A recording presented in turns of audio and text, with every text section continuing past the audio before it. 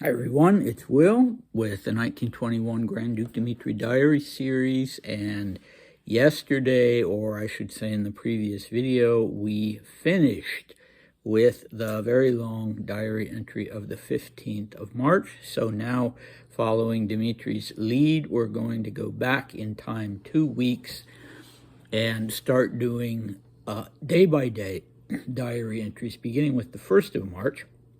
1921. It was a Tuesday in Berlin, and Dmitri was staying in room 102 at the Excelsior Hotel, and unfortunately, any of you who are in Berlin, you can't go and ask for room 102 at the Excelsior Hotel because it no longer exists. So, more's the pity. The word for the day is frightfully. This is a word that occurs over and over again in the diary entry for 1st March.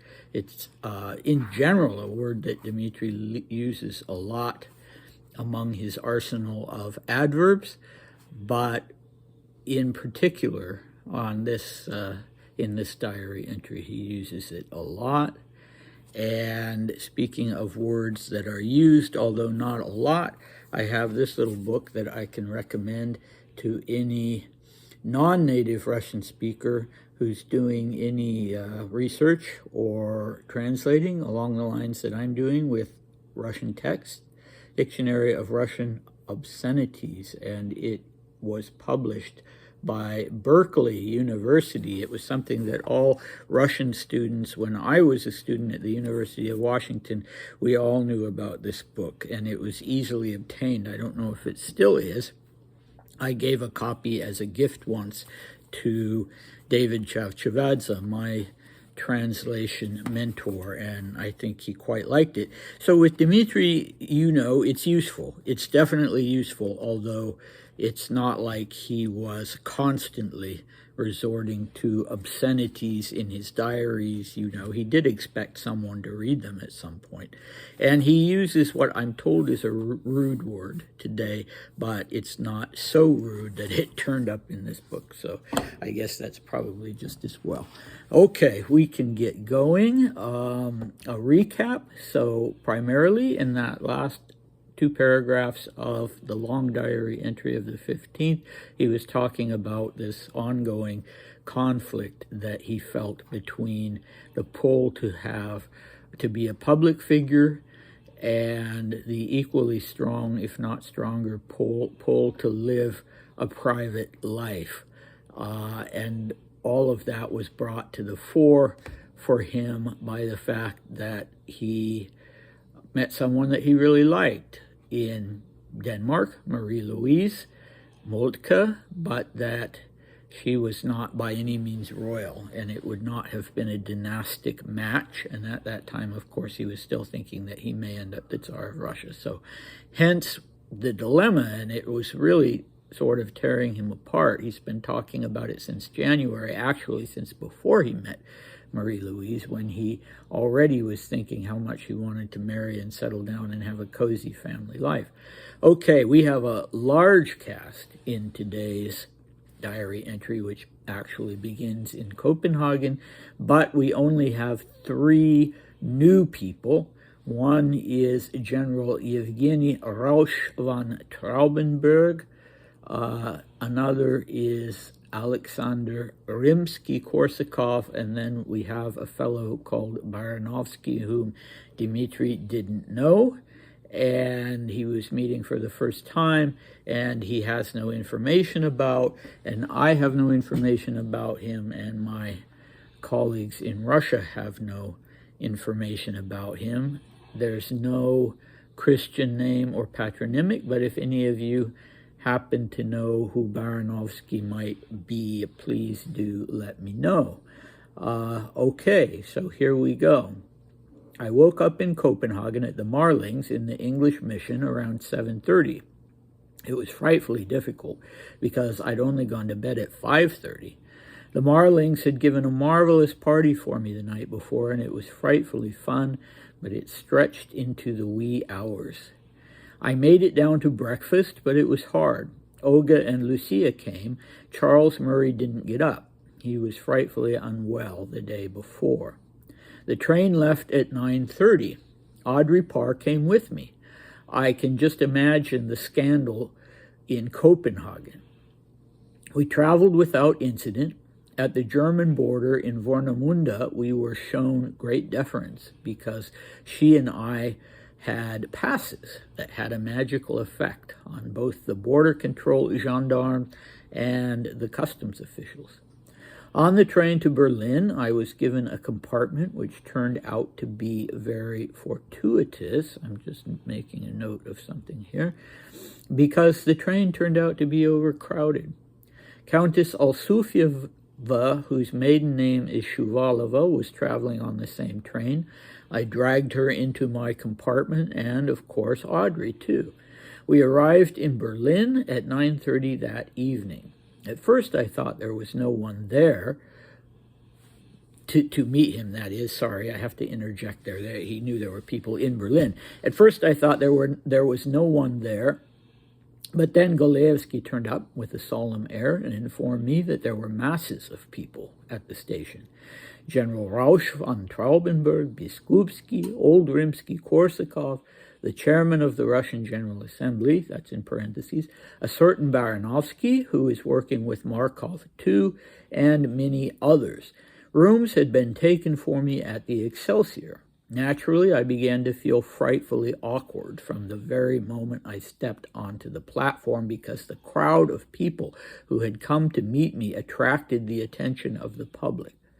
Arriving at the hotel, I was very saddened by the loss of my wallet with 5,000 francs and, more importantly, a photograph of Googie. I had evening tea and then talked with Golevsky. I instinctively grasped that there was too much fanfare around me in Berlin, and Golevsky would do nothing to oppose it. I was especially alarmed when I saw a typewritten document with a list of who would be meeting me and which officers would be on duty. It was like something for a ceremonial visit.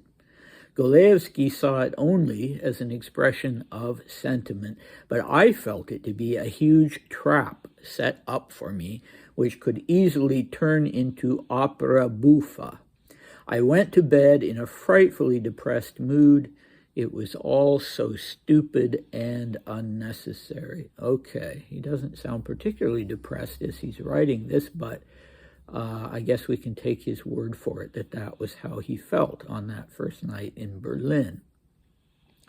All right, let's see.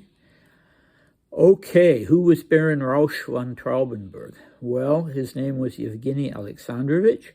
He was from Estonia, so a Baltic German nobleman.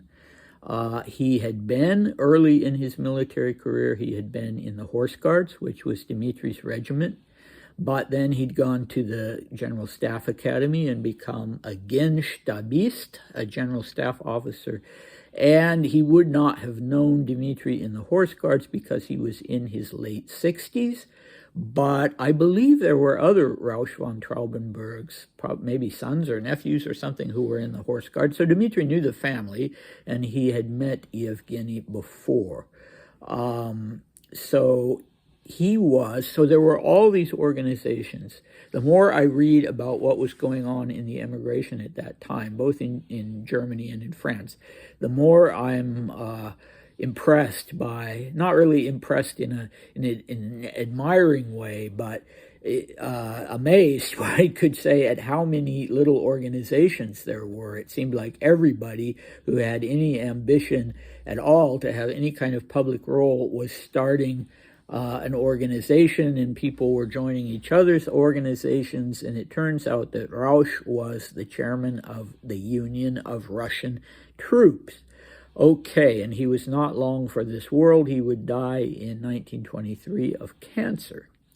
Okay, Rimsky-Korsakov, Alexander Alexandrovich. Dmitri calls him old, and for once he was, okay, not old, but older than what Dmitri usually calls old. He usually starts when people are in their 50s to call them old. So, yeah, Alexander Rimsky-Korsakov had been, he was not a military man, he was a civil servant. He'd gone to law school, and he was, he served in the government, in the Imperial Russian government in various capacities, but he was what you could say an extreme right-wing activist, even before the revolution. And so he had been a member of the, what's it called again? The Union of Russian People, and he had worked with Markov too in the Union of Russian People and supported him in pre-revolutionary Russia. And then Dmitri tells us that he is with the Russian, he was with the Russian General Assembly, another one of these groups. I need to just make a chart because I forget which one is which and who's involved with which one, but Rimsky-Korsakov was the chairman of the Russian General Assembly in Berlin. In pre-revolutionary Russia, he'd been the governor of the Yaroslavl, and while he held that post, there had been an assassination attempt against him by the Socialist Revolutionary Battle Organization. So the same group that killed Dmitri's uncle, Sergei Alexandrovich, but he survived it. He was also a senator and someone who had the approval of Nicholas II. And he would die even sooner than Rausch. He would die in 1922. So the clock was ticking. So yeah, Baranovsky, who knows who that was. But he was, Dmitri says he was working with Markov too.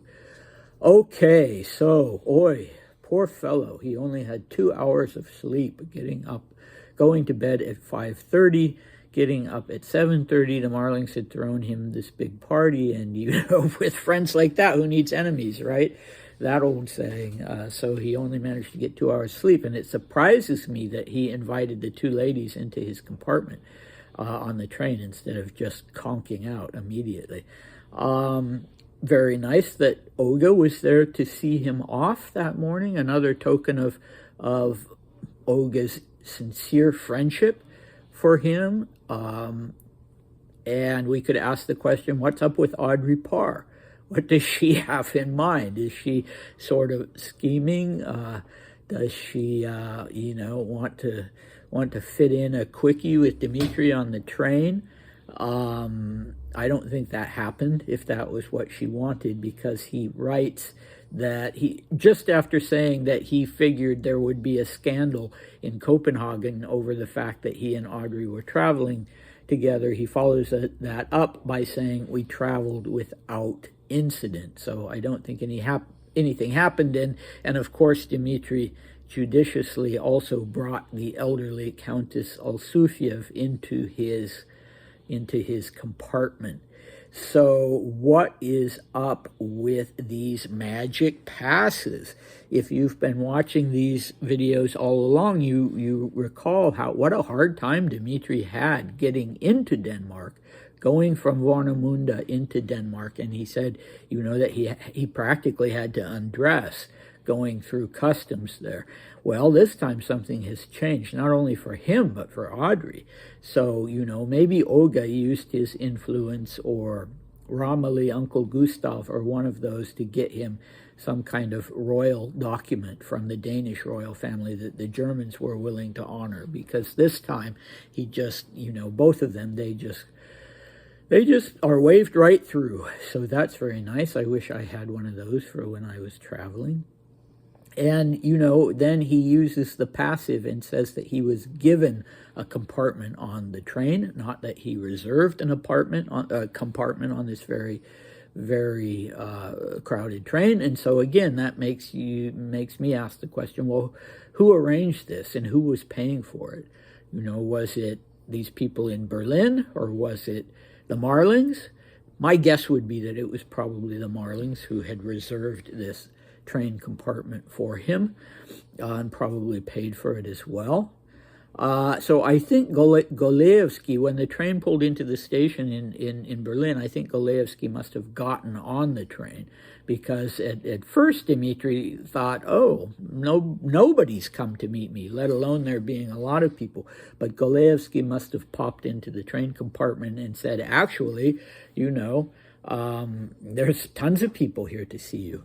Maybe they weren't right there on the platform, so he couldn't see them out the window. But anyway, yeah, and he talks about feeling really awkward from the moment he steps off the train, and he says that's because all of this was attracting attention from the public. But I think he was also, I'll go out on a limb. If you'd asked me when I initially started researching Dmitri's life, I would probably have said that he was quite an extrovert, but I don't think that anymore. After going on this journey with him, I think he was actually quite a shy man, and we see that in his diary entries from when he was an adolescent, that when he was put on the spot, it was hard for him. And on one occasion, he even ran out of a room when he opened the door and saw that there were people there waiting for him, officers that he didn't know who'd come to visit him. He ran out of the room, and Maria yelled behind him, "Coward!" So, yeah, thanks a lot, sis. But, Coco Chanel said that too. She was asked once about Dmitri, and she had this famous reply that I should have looked up.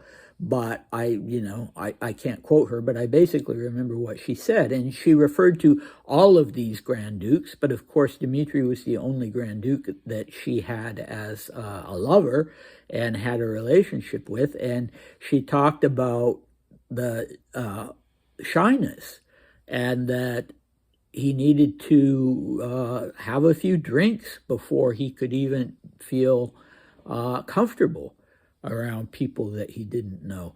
And so, I'm not surprised that he had this reaction, whether he wanted to be the Tsar in exile or not. And the thing that initially made me think that, this was not the case with him is that he could deal very well on an official occasion or a formal occasion. He could deal very well with the public.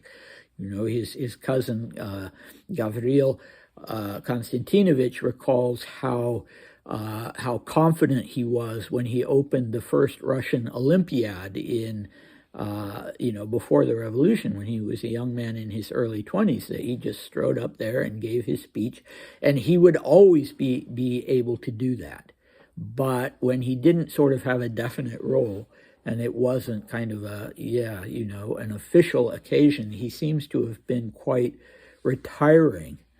And that was also the opinion at Chatzal, that he was at the sanatorium where he stayed at the end of his life, that he was a very nice man, but quite retiring.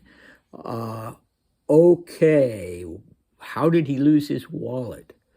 I don't know. He doesn't say whether it was, a pickpocket situation or whether he left it somewhere. He probably didn't know himself, but I have to tell you personally, I'm reassured to know that Grand Dukes lost their wallets from time to time. I think that's something we've all experienced, and maybe it's something he wouldn't have experienced in pre-revolutionary days. Probably not, when he had adjutants and that sort of thing. But he was alone on the train, except for his man, his valet, Sevonia, whom I'm sure was not entrusted with his wallet.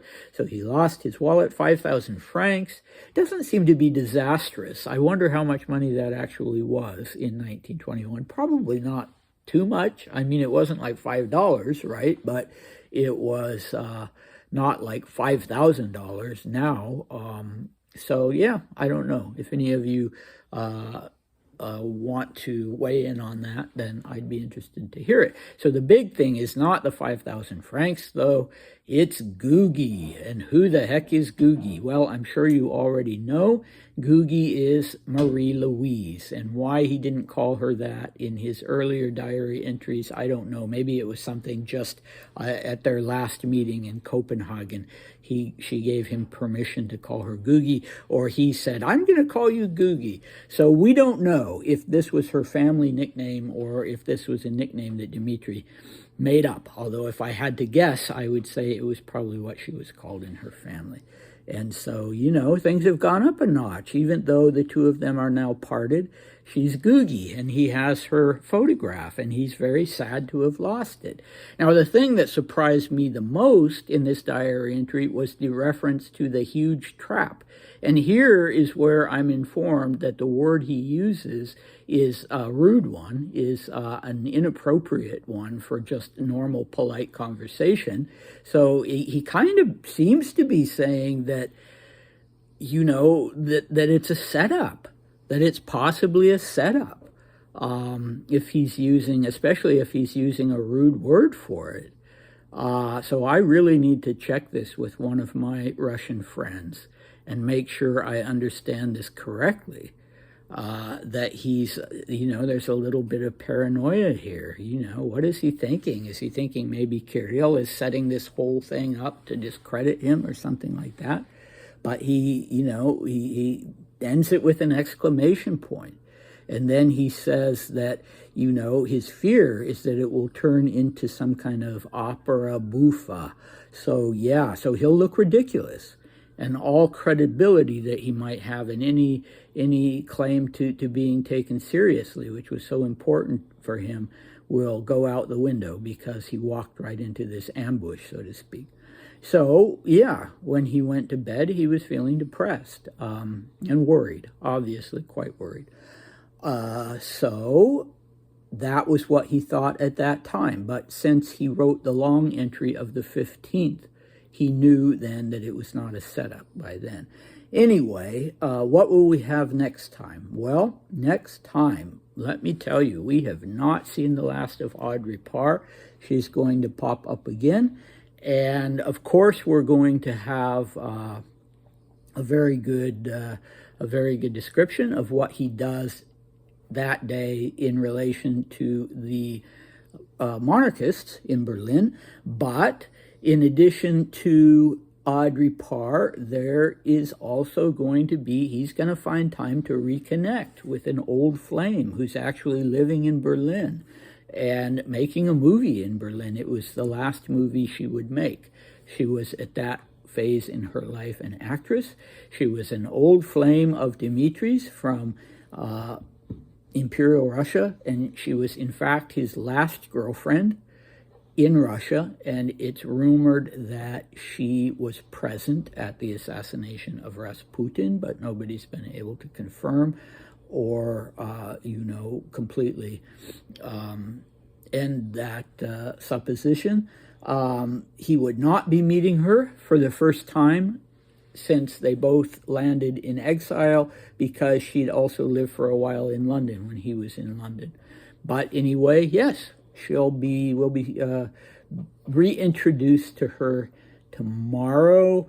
I'm being a little coy about it, and I'm sure there are some of you who already know who this woman is, but I'll leave it at that, and we'll find out about her tomorrow, and I look forward to seeing you then. Bye.